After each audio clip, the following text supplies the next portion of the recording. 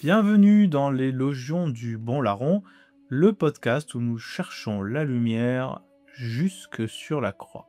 Depuis quelques années, un phénomène grandit dans l'ombre et parfois même en pleine lumière. Le retour des dieux anciens. Des jeunes se réunissent pour célébrer le solstice autour d'un feu, brandissent le marteau de Thor en pendentif, s'initient au rite druidique ou se proclament sorcières modernes. D'autres invoquent Odin sur Internet, célèbrent Beltane dans les forêts ou s'essaient à la magie lunaire. Pour certains, c'est un simple folklore, pour d'autres, une vraie religion. On appelle ça le néopaganisme. Il prend des formes variées: Wicca, druidisme, Asatru, Rodnoverie, slave, ou encore culte inspiré des panthéons antiques. En Europe, aux États-Unis et même en France, des milliers de personnes redécouvrent ou réinventent ces croyances oubliées. Mais derrière cette fascination, une question s'impose. Pourquoi ce retour? Est-ce seulement une quête de nature et de poésie, ou bien le signe d'un besoin plus profond, d'une soif spirituelle que nos sociétés n'arrivent plus à combler?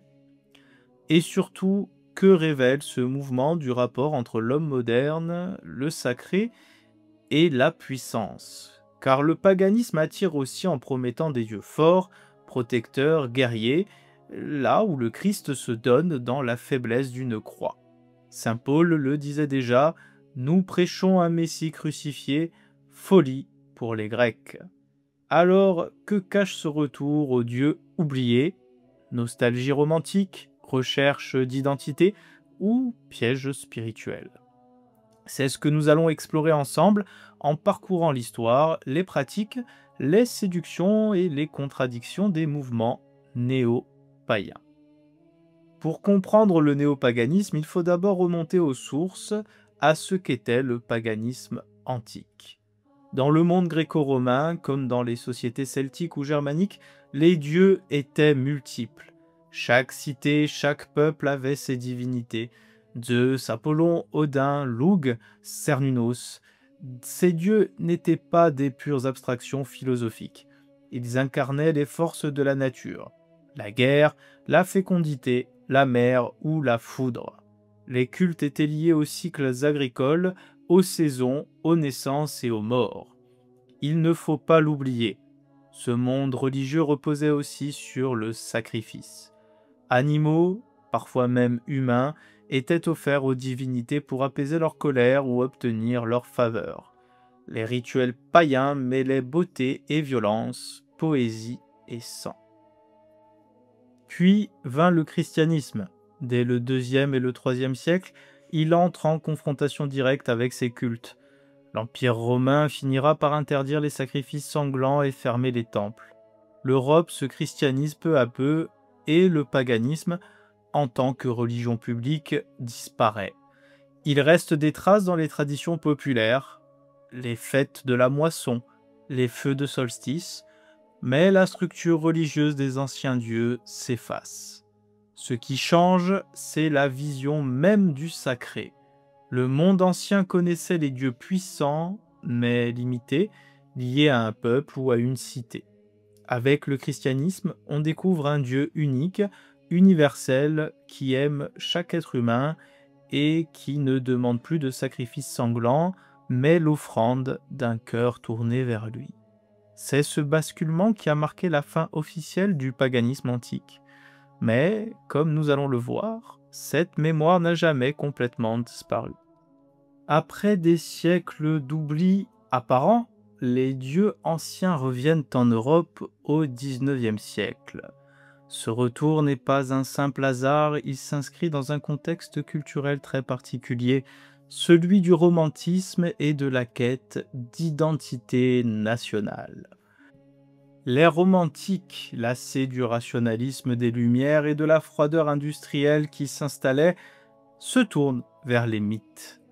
En Allemagne, des penseurs comme les frères Grimm collectent les contes populaires, y cherchent les racines d'une identité germanique. En Angleterre et en France, on redécouvre les poèmes celtiques, réels ou inventés, comme ceux d'Ossian, qui inspireront jusqu'à Napoléon. Dans ces récits, on retrouve des héros, des guerres, des dieux proches de la nature. Tout un univers que le christianisme avait refoulé, mais que le romantisme ranime comme une mémoire enfouie. Cette découverte est aussi liée au nationalisme naissant.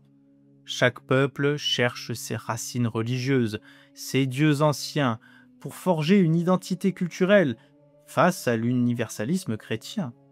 Ainsi, les Celtes sont réinventés comme peuple mystique, les Germains comme guerriers libres et les Scandinaves comme fils des Vikings.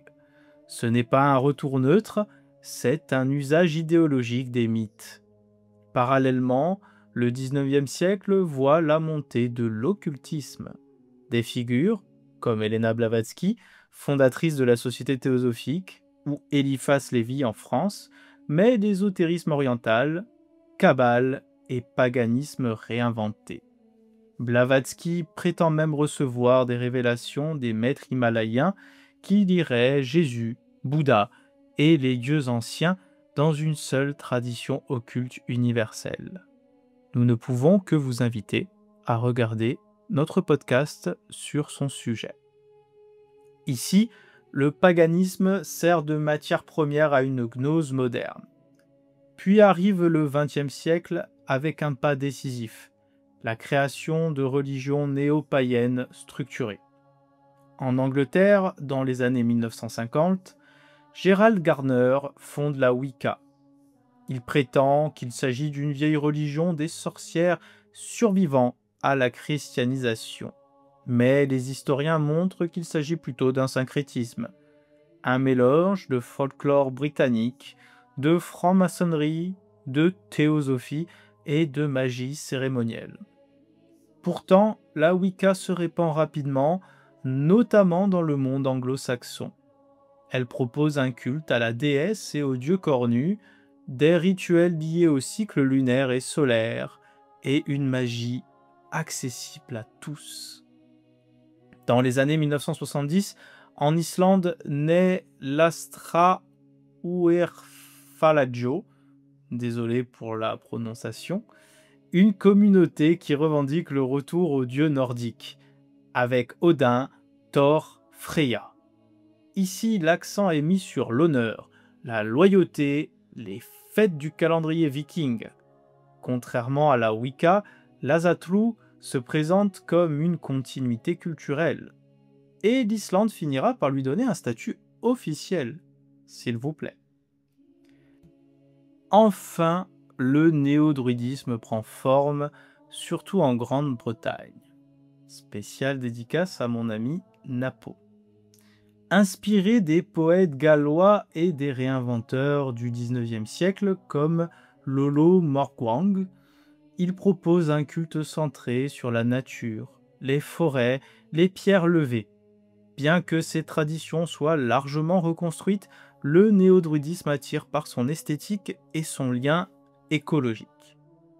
Au XXe siècle, tous ces mouvements se diffusent dans le monde occidental. Aux États-Unis, ils s'imbriquent avec la contre-culture des années 1960 et 1970, donnant naissance à un mélange avec le New Age. Astrologie, chamanisme amérindien, bouddhisme popularisé et paganisme européen ressuscité. En résumé, le néopaganisme moderne n'est pas un simple retour des anciens cultes, c'est une reconstruction, souvent romantique ou ésotérique, les deux, née d'un désir d'identité et de puissance spirituelle dans un monde marqué par la modernité et la sécularisation. Aujourd'hui, le néopaganisme n'est pas une seule religion, c'est une mosaïque mouvante, parfois contradictoire où cohabitent des visions très différentes du sacré. On peut toutefois distinguer plusieurs grands courants. La Wicca ou la néo-sorcellerie. La Wicca est née, nous l'avons dit, avec Gerald Gardner dans les années 1950 en Angleterre. Elle se présente comme la survivance d'un ancien culte des sorcières persécutés par l'Église, mais les historiens montrent qu'il s'agit surtout d'une invention moderne, nourrie de folklore, de franc-maçonnerie et d'occultisme. La Wicca vénère un couple divin, la déesse, associée à la lune et à la fertilité, et le dieu cornu, lié à la nature et au cycle de la vie. Les adeptes célèbrent 8 grandes fêtes annuelles, les sabbats, alignés sur les solstices, équinoxes et fêtes saisonnières, ainsi que les esbats, rituels liés au cycle lunaire. Sa règle morale est simple: fais ce que tu veux, pourvu que ça ne nuise à personne. C'est une éthique de responsabilité individuelle, proche du karma, mais sans transcendance divine. La magie, la divination et les rituels en cercle sont au cœur de la pratique. Le néo-druidisme, inspiré par le romantisme celtique du XIXe siècle, le druidisme moderne n'a que peu à voir avec les druides historiques de l'Antiquité, dont nous savons finalement très peu de choses. Il s'agit plutôt d'une réinvention poétique et spirituelle. Les néo-druides célèbrent les fêtes saisonnières celtiques. Samhain, ancêtre d'Halloween, Beltane, fête du feu et de la fertilité, Imbolc et Lughnasadh, leurs cérémonies se déroulent souvent dans la nature, au pied des menhirs et dans les forêts. Leur théologie est variée, certains sont panthéistes, d'autres polythéistes, d'autres encore se contentent d'un symbolisme écologique. Mais le fil conducteur est le lien à la terre-mère et au cycle des saisons. L'Ásatrú est le paganisme nordique, né officiellement en Islande en 1972 avec la fondation de l'Ásatrúfélagsgjó. Ce mouvement veut restaurer le culte des dieux nordiques: Odin, Thor, Freya, Tyr. Ses rituels principaux sont le blot, offrande de sacrifices et sacrifices symboliques, parfois suivis de festins rituels, et le sumbel, cérémonie de toast et de paroles rituelles. L'Ásatrú met en avant des valeurs de courage, d'honneur, de loyauté. Les 9 nobles vertus, codifiées au XXe siècle, sont souvent présentées comme sa charte morale. En Islande, le mouvement est reconnu officiellement et il compte aujourd'hui environ 5800 membres, soit 1,6% de la population. Mais attention, il existe 2 grandes tendances: l'Ásatrú universaliste, ouvert à tous, et l'Ásatrú folkish, qui relie la religion à l'ethnicité nordique et peut dériver vers le suprémacisme. C'est le cas de groupes comme l'Ásatrú Folk Assembly aux États-Unis, classés par le SPLC comme organisation haineuse. Rodnovri, hellénisme, kémétisme. D'autres religions païennes sont réinventées. Rodnovri, en Europe de l'Est, tente de ressusciter les cultes slaves avec Perun, Vel, Mokosh. L'hellénisme moderne se tourne vers Zeus, Athéna, Apollon, avec des rituels inspirés des anciens. Et enfin, le kémétisme réactive le culte des dieux égyptiens, notamment Isis, Horus, Osiris. Ces mouvements cherchent une continuité avec un héritage culturel particulier, souvent avec une dimension identitaire ou nationaliste. Enfin, le meilleur pour la fin, le paganisme New Age. Un vaste courant qui mélange tout: astrologie, énergie, divinité orientale, panthéon européen. Ici, le paganisme devient une spiritualité à la carte, centrée, bien entendu, sur le bien-être. La méditation, le développement personnel, c'est ce paganisme qui est le plus visible sur les réseaux sociaux, souvent associé au féminisme spirituel et à l'écologie. Ce panorama montre que le néopaganisme n'est pas une religion unique, mais un archipel mouvant où chacun puise ce qui lui plaît: dieu ancien, magie moderne, écologie et quête identitaire. Le néopaganisme ne séduit pas seulement par l'attrait exotique de ces dieux oubliés ou de ces rituels anciens. Il fonctionne un peu comme l'anthroposophie, non pas comme un bloc religieux auquel on adhérerait totalement, mais comme un climat spirituel diffus dans lequel beaucoup se laissent glisser sans même s'en rendre compte. C'est là que réside son danger principal. Il n'a pas la radicalité du christianisme. Car l'adhésion n'a pas besoin d'être totale pour transformer les mentalités. On peut se dire un peu wiccan, participer à une fête païenne pour le folklore, utiliser ses runes comme bijoux, pratiquer des méditations druidiques pour se reconnecter à la nature. C'est une spiritualité à la carte qui pénètre doucement dans la culture ambiante sans demander un engagement complet. Cette dilution rend le phénomène difficile à mesurer, mais puissant dans ses effets. Dans l'art et la musique, où les symboles païens circulent librement, dans la littérature jeunesse et la fantaisie, où les panthéons anciens sont réenchantés, dans le développement personnel, où la magie et l'éco-spiritualité sont présentés comme des outils de bien-être. Et c'est précisément parce que le néo-paganisme ne se vit pas toujours comme une religion stricte qu'il se diffuse si largement. Là où secte réclame une appartenance totale, le paganisme moderne se contente d'une petite symbolique gestuelle, d'une pratique occasionnelle, d'un discours séduisant sur la nature ou la liberté spirituelle. Ce glissement progressif correspond bien à l'état de nos sociétés occidentales. Une quête spirituelle réelle, mais sans engagement trop contraignant. On veut du sacré, mais sans dogme, de la transcendance, mais sans Dieu, de l'identité, mais sans évangile. C'est pourquoi le néopaganisme apparaît aujourd'hui comme une porte d'entrée insidieuse. Il ne choque pas, il séduit par fragments, et c'est ainsi qu'il s'installe dans les esprits. Si le néopaganisme se présente souvent comme une spiritualité libre, souplesse et ouverture, il n'est pas à l'abri de dérives sectaires. Non pas toujours dans le sens classique de communauté fermée et totalitaire, mais dans celui d'abus subtils liés à l'absence de structure claire et de garde-fous. Contrairement aux grandes religions organisées, le néopaganisme n'a pas de magistère ni d'autorité centrale. Chaque coven, chaque groupe druidique, chaque communauté Azatlou définit ses propres règles. Cette liberté attire, mais elle laisse la porte ouverte à des gourous autoproclamés qui utilisent le cadre spirituel pour asseoir une autorité abusive.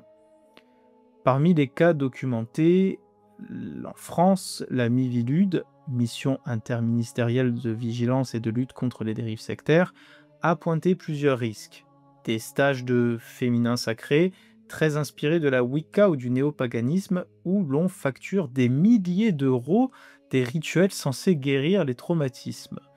Des ateliers pseudo-thérapeutiques qui essentialisent les femmes en les réduisant à leurs organes reproductifs sous couvert de spiritualité, des pratiques de magie blanche présentées comme thérapie, mais qui enferment les participants, et surtout participantes, dans une dépendance psychologique et financière. Dans certains cas, des associations ou des coven ont été signalés pour des abus de pouvoir, d'intimidation ou de manipulation émotionnelle. Ce ne sont pas des dérives généralisées, précisons-le, mais elles existent et elles exploitent précisément la vulnérabilité de personnes en quête de sens. Des voix issues même du monde païen reconnaissent ces problèmes. Des blogs de pratiquants wiccans ou druidiques alertent sur les abus spirituels récurrents, culpabilisation, pression ou encore dérives sexuelles. On retrouve parfois un culte de la personnalité autour d'un chef charismatique qui utilise le langage du sacré pour justifier des comportements manipulateurs. Contrairement aux sectes classiques, il n'est pas toujours question de couper totalement les gens de leur famille ou de leur travail, mais le danger est dans une emprise diffuse. On change peu à peu son rapport au réel, on s'éloigne des repères moraux objectifs, on accepte des pratiques ou des discours finalement sans esprit critique. Et c'est là que le néopaganisme peut basculer dans une logique sectaire, non pas par une rupture violente, mais par un glissement progressif où la fascination pour le sacré ancien devient dépendance à une communauté, à un maître ou à une idéologie. En clair, les dérives existent, Elles sont documentées par des organismes officiels comme la Miviludes. Elles ne touchent pas tous les groupes, mais elles montrent la fragilité d'un mouvement sans règles communes, où chacun peut se proclamer détenteur du vrai savoir. Le néopaganisme contemporain n'est pas seulement une affaire de spiritualité ou de folklore. Dans certains cas, il devient aussi un terrain idéologique et politique, parfois lourd de conséquences. Julius Evola, le théoricien païen du XXe siècle, philosophe italien Julius Evola, 1898-1974, a joué un rôle décisif dans l'orientation païenne de certaines droites radicales. Dans ses écrits, Révolte contre le monde moderne, la doctrine de l'éveil, il dénonce le christianisme comme une religion de faiblesse, féminine et compassionnelle qui aurait, selon lui, dévirilisé l'Occident. Petit clin d'œil à tous les catholiques et plus généralement chrétiens qui tiennent ce genre de discours. A l'inverse, Evola exalte les religions indo-européennes antiques, qu'il décrit comme olympiennes, culte héroïque, guerrier, hiérarchique, où l'homme supérieur affirme par la puissance. Dans sa perspective, les dieux anciens incarnent la noblesse, l'ordre et la domination, tandis que le Christ incarne la soumission et l'égalitarisme. On croirait entendre certains catholiques un peu séparés de l'Église. Ces thèmes ont nourri le fascisme italien et plus tard certains courants néofascistes européens. Encore aujourd'hui, Evola est lu dans les milieux identitaires qui rêvent d'un retour à une spiritualité de la force. Dans les années 1970, la nouvelle droite française, autour d'Alain de Benoist et du Grèce, a repris les thèmes païens. Elle oppose le monothéisme judéo-chrétien, accusé d'universaliser et d'égaliser, à une spiritualité païenne enracinée dans les peuples, les sols et les sangs. Ce courant valorise les panthéons anciens comme des symboles identitaires, l'Olympe pour les Grecs, les Ases pour les Germains, les dieux celtes pour les Gaulois. Ici, le paganisme devient outil politique, au service d'une vision ethnocentrée et souvent hostile à l'universalisme. Il faut toutefois être clair, beaucoup de païens rejettent totalement ces récupérations. Ces mouvements, comme Athens Against Hate aux États-Unis, où des groupes druidiques européens se veulent inclusifs, écologistes et antiracistes. Mais cette rature interne illustre bien la plasticité du néopaganisme. Selon les contextes, il peut servir à nourrir une quête spirituelle sincère ou à justifier une idéologie identitaire. Ainsi, derrière le vernis spirituel du néopaganisme se joue souvent une bataille idéologique. D'un côté, la fascination pour la puissance et l'ethnicité, et l'autre, une tentative de réinventer une religion écologique et égalitaire.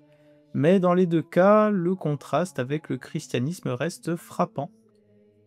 Face au retour des dieux anciens et à la séduction de la puissance, l'Évangile offre une réponse radicale, mais aussi profondément libératrice. La Bible n'a jamais ignoré les idoles. Les prophètes Isaïe et Jérémie s'en moquent ouvertement. Ils ont des yeux et ne voient pas, des oreilles et n'entendent pas.